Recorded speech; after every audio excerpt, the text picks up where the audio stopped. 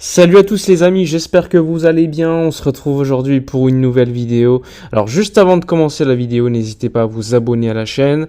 Allons-y. Donc on s'est réveillé de bon matin, 10 heures du matin, l'officialisation du transfert d'Ilkay Gundogan vers le FC Barcelone. Donc on s'y attendait, c'est pas forcément une surprise. Hola, culés. I'm very happy to sign with Barca. Excited for this new journey and to join this beautiful club. See you soon. Forza Barça. Gundogan donc a officialisé son arrivée pour Barcelone, donc il s'est exprimé également en disant que bon, il va retrouver son ami Lewandowski, qu'il est ravi de jouer sous la direction d'un entraîneur qu'il admire depuis de nombreuses années, qu'ils ont parlé ensemble du projet, qu'il a vu qu'ils étaient sur la même longueur d'onde. Il a dit également qu'il aimait beaucoup la pression, il sait qu'à Barcelone il y en a beaucoup, qu'il voulait sortir de sa zone de confort, qu'il voulait un nouveau défi. Il a dit que s'il quittait Manchester City, ça serait que pour un club, le Barça, puisque depuis tout petit, il rêvait de porter ce maillot un jour. Donc il était convaincu qu'il a encore beaucoup d'années à donner au haut niveau afin de remettre le Barça à la place qu'il mérite. Donc les propos de Gundogan juste après l'officialisation de son transfert vers Barcelone. Donc excellente nouvelle pour le club, on s'y attendait, libre de ton contrat. Les détails, c'est 2 ans plus une année en option, clause libératoire fixée à 400 millions d'euros, un salaire plus ou moins intéressant pour le Barça. Donc que de bonnes nouvelles ce matin concernant le joueur turc-allemand qui permet à Barcelone de se renforcer au milieu de terrain. Donc ça c'est l'information de la matinée donc concernant Gundogan. L'autre information, disons, elle concerne cette fois-ci un autre joueur du milieu de terrain. Le Barça cherche un numéro 6 comme vous le savez.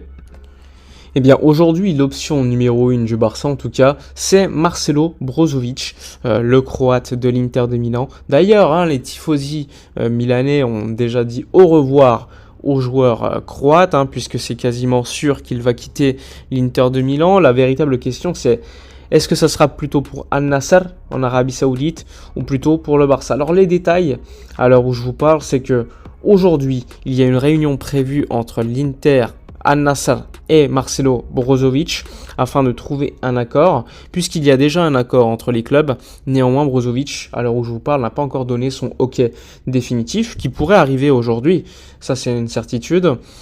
Le Barça est à l'affût, puisque le Barça, comme option numéro 1, Brozovic, Xavi le veut absolument. Donc aujourd'hui, il va être un jour très important, puisque si Brozovic donne son OK pour aller en Arabie Saoudite, pour gagner 20 millions d'euros net annuels pour 3 ans ou 4 ans, eh bien le Barça devra obligatoirement attaquer une option numéro 2 à Brozovic. Si Brozovic refuse le deal pour l'Arabie Saoudite, eh bien nécessairement ça voudra dire qu'il veut aller à Barcelone.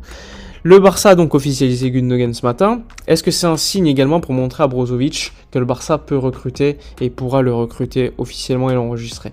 Peut-être. Donc il faudra suivre les prochains mouvements effectués par le joueur croate qui veut, à mon avis, décider très rapidement de son futur et c'est ce qui est compréhensible.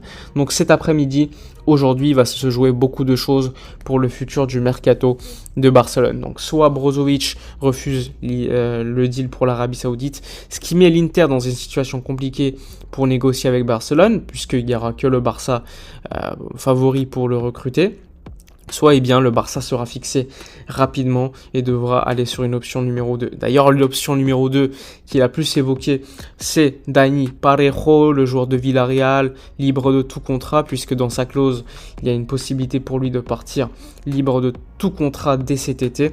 Xavi l'aime beaucoup, on le sait depuis longtemps. C'est un profil très similaire, on va dire, à un joueur qui joue devant la défense, mais plutôt dans un double pivot, qui est organisateur. Il ressemble beaucoup à Busquets, mais il est aussi très très lent. C'est pas un défenseur par contre, c'est pas Busquets dans la récupération du ballon. Donc là aussi, c'est un profil qui est assez étonnant. Si tu mets De Jong à côté dans un double pivot, comme on l'a vu avec Busquets cette saison, eh bien on sait que De Jong a besoin quand même de liberté. Et derrière d'un joueur qui défend beaucoup plus. Parejo, c'est pas du tout ce type de joueur qui va défendre.